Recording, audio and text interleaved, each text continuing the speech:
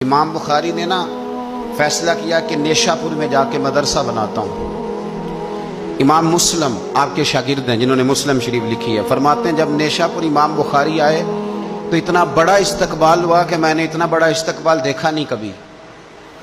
امام بخاری نے وہاں مدرسہ بنایا، ہزاروں طالب علم آنے لگے، لیکن ایک منہ دیکھ دیکھ کے بندہ تھک بھی تو جاتا ہے نا۔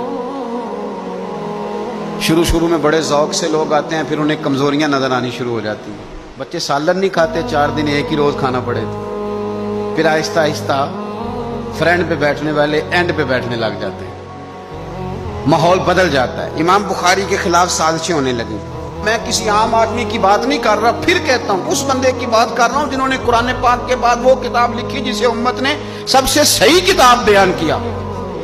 امام بخاری کے خلاف لوگ اتنے ہوئے، بادشاہ کو جا کے شکایتیں لگائیں، اور بادشاہ نے کہا آج کے بعد کوئی بخاری کے مدرسے میں درس میں حدیث پڑھنے نہ جائے۔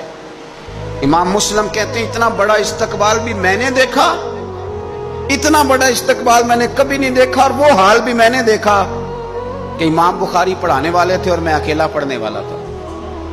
ساری عمر ہی آٹا گد ہے، لکھاں کیتے نہیں پیڑے، اب وقت آیا ہی تے محمد بخشا کوئی نہیں ہو بیٹھا نیڑے۔ کدھر گئے عشق کے دعوے، کدھر گئے وفا کے جذبے، کدھر گئے وہ غلامی کی باتیں، کہاں گئے وہ لوگ جنہوں نے کہا تھا کہ ساتھ جئیں گے ساتھ مریں گے، تا دم آخری وفا کریں گے۔ چلے جاتے ہیں لوگ، معیار بدل جاتا ہے، سوچ بدل جاتی ہے، کہانیاں بنا لیتے ہیں، ذہن بنا لیتے ہیں۔ امام بخاری نے نیشاپور چھوڑ کر ارادہ کیا کہ میں بخارا چلا جاؤں، اپنے شہر۔ سنو یہ درد کی داستان ہے لوگوں، سنو، اس بندے کی بات کر رہا ہوں جس کا نام جپتی ہے دنیا۔ امام بخاری بخارا ہے، پھر بڑا استقبال ہوا، پھر بہت بڑا مدرسہ بن گیا۔ یہ وہ بندہ ہے جن کے بارے میں نبی پاک علیہ السلام فرماتے ہیں اسے میرا سلام کہنا۔ یہ وہ شخص ہے کہ شیخ ابو زید کہتے ہیں میں نے خواب دیکھی تو حضور نے فرمایا مجھے کب تک شافعی کی کتابیں پڑھتے رہو گے، میری کتاب کیوں نہیں پڑھتے؟ یا رسول اللہ صلی اللہ علیہ وسلم میں صدقے جاؤں، قربان جاؤں، میں لفظوں پہ وارد جاؤں، سونے آپ کی کتاب کون سی ہے؟ فرمایا بخاری شریف پڑھا کرو، وہ میری کتاب ہے۔ جن کی لکھی کتاب کو میرے محبوب کہے میری کتاب ہے۔ بخارے میں بڑا استقبال ہوا، لیکن پھر بخارے کے سربراہ نے کہا، سردار نے کہا، خالد بن زہلی جو امیر تھا بخارے کا، امام بخاری کا تو خیال تھا میں اپنے شہر آ گیا ہوں، اس نے کہا جی میرے بچے کو گھر آ کے پڑھایا کریں۔ آپ فرمانے لگے یہ نبی پاک کی حدیثیں میں نے رسوا نہیں کر سکتا، جہاں سارے لوگ بیٹھتے ہیں تیرا بچہ بھی وہاں بیٹھے۔ لوگوں کو پتہ ہی نہیں لوگ کس طرح کی سازشیں کرتے ہیں۔ اس نے کہا جی ٹھیک ہے میں اپنا بچہ بھیج دوں گا، پر جس وقت میرا بچہ کلاس میں ہو اور کوئی بھی نہ ہو، اکیلا ہو میرا بچہ۔ امام بخاری فرمانے لگے اگر کوئی اور آ کے کہے کہ میں نے بھی حضور کی حدیث سنی ہے تو میں کیسے منع کروں؟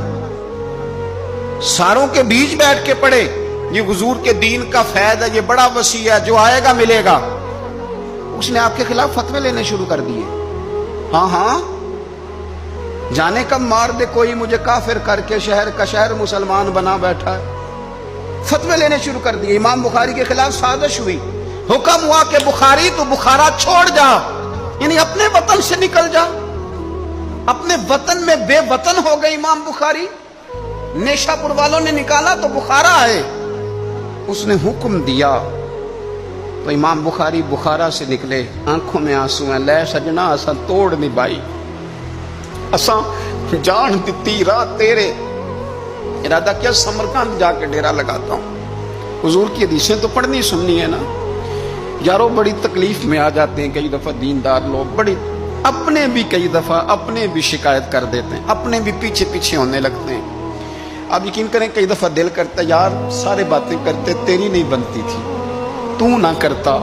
ایک عالم کہا کرتے تھے ایک دفعہ کہ کسی ماں کے بیٹے نے ماں کو تانا دے دیا تو ماں رو پڑی اور کہنے لگی پتر درانیاں کہنیاں تے بندا سی، ننانا کہنیاں تے بندا سی، تو تے میرا اپنا سا۔ اور یہ اپنے کئی دفعہ اس طرح کی بات کرتے ہیں کہ وہ کانوں سے ٹکرا کے نہیں گزرتی، وہ تیزاب کی طرح رک جاتی ہے، چھلنی ہو جاتا ہے وجود کے۔ یہ اس نے کہا ہے، اس نے، میرے اپنے نے۔ امام بخاری بخارا سے روتے ہوئے نکلے، سمرقند جاتا ہوں، پتہ چلا کہ समरकंद जाने से पहले ही कुछ लोग कह रहे हैं जी देखो उनके अपनों ने नहीं रखा, पता नहीं क्या हाल है। इमाम बुखारी रस्ते में एक छोटी सी बस्ती थी खरतंग, वहां रुक गए। सुनो यारो, फिर कहता हूं उस बंदे की बात सुना रहा हूं जो इस हिम्मत को सबसे कीमती किताब दे गया। इमाम बुखारी खरतंग में थे, 62 साल उम्र, सफेद दाढ़ी, रो पड़े, अल्लाह मैंने सारी जिंदगी तेरे नबी की हदीसें जमा की हैं, ऐ मेरे मालिक तेरी जमीन बड़ी वसी है पर बुखारी पर तंग हो गई है, मेरे ऊपर रहम कर दे। इमाम बुखारी ने वहां दुआ फरमाई, दोपहर को दुआ फरमाई, शाम को बीमार हुए, रात को विसाल हो गया। लै ओ सजना असां तोड़ नहीं पाई, असां तोड़ नहीं पाई ते जान दिती रात तेरे, मुझे कह लेने दे, मुझे कह लेने दे, मुझे कह लेने दे, बेकदरा कुछ कदर न जाती। ओ कीती खूब तसल्ली हूँ, दुनियादार पुजारी जर दे कुत्तियां दे गल टल्ली हूँ। ओ बुक बुक रोशन अखियां तकियो वेख हवेली कल्ली हूँ। ते कूच नसीर असां जदों कीती, कूच नसीर असां जदों कीती, फिर पै जानी थरथल्ली हूँ। और मेरे मरने पे हर सू शोर मच जाएगा, देखोगे कहने अलविदा सरकार खुद तशरीफ लाएंगे। एक बंदा कहता मैंने रात को ख्वाब देखा कि नबी पाक सहाबा समेत खड़े हैं, किसी का इंतजार हो रहा है। मैंने अर्ज की सोनिया मैं कुर्बान जाऊं, यहाँ क्यों खड़े हैं? तो फरमाया बुखारी आ रहा है, बुखारी आ रहा है। दुनिया वाले भूल जाएं पर जिनकी बंदा नौकरी करे वो कैसे भूल जाएं। और वैसे भी अगर मालक को पता हो ना मेरा खादम ठीक है, मालक और गुलाम का ताल्लुक मजबूत हो तो दुनिया जो मर्जी कहती फिरे। मेरा आपसे मशवरा है, कभी भी दीन के लिए कुछ करो तो बंदों से नाम नेकी की उम्मीद न रखना। अगर आपको अजर लेना है तो रब रसूल अजर अता करेंगे। वो शख्स कहता है मैंने उठ के देखा, मैंने उठ के सुबह पता किया तो वो वही वक्त था जब मुझे हुजूर की ज़ियारत हुई जिस वक्त इमाम बुखारी का इंतकाल हो गया। लोगों ने आपको दफन किया तो कब्र की मिट्टी से खुशबू आने लगी, लोग तबरकुन मिट्टी ले जाने लगे। समरकंद के लोग, बारिश नहीं होती थी, कहत पड़ गया, सारे इकट्ठे होकर इमाम बुखारी की कब्र पे गए तो अल्लाह ने बारिश अता फरमा। इतना बड़ा आदमी लेकिन बेकदरा कुछ कदर न जाती। दो बातें आपने इस गुफ्तगू से याद रखनी है। एक तो बंदों से अजर की उम्मीद न रखें, ये छोड़ दें कि बंदे वाह वाह करेंगे तो मैंने काम करना। आप गरीब की मदद भी करें, आप नेकी भी करें, आप खैर भी करें, इदारों से, मस्जिदों से, मदारस से भी प्यार करें, लेकिन वाह वाह की तवक्को बंदों से। और अगर रब रसूल ने एक दफ़ा भी वाह वाह कर दी ना तो फिर वाह बल्ले बन जाएगी, फिर क्या बात है।